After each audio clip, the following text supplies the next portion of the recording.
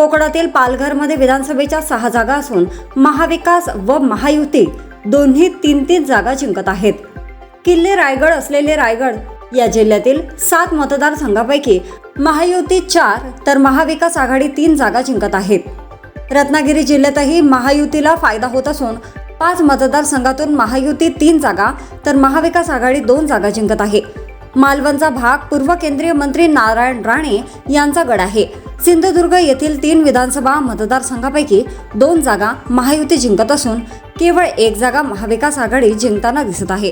मुंबई शहर विभागातील 10 मतदारसंघातून महाविकास आघाडी 6 जागा जिंकत असून महायुतीला फक्त 2 सीटवर विजय मिळत आहे, तर 2 मतदारसंघात अपक्ष किंवा स्वतंत्र लढणारा पक्ष बाजी मारत आहे.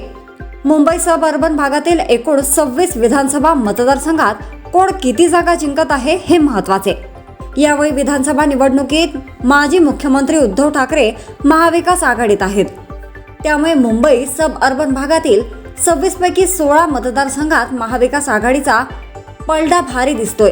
ही 16 जागा महाविकास आघाडी जिंकत आहे, तर महायुतीला येथे मोठे नुकसान होत असून महायुती मुंबई सब अर्बन भागात 8 जागा जिंकत आहे. येथील 2 मतदारसंघात 2 जागा इतर पक्ष किंवा अपक्षांच्या खात्यात जात आहे. पाहूया मुंबईसोबत जोडलेल्या ठाण्यात कुणाला किती जागा मिळत आहे.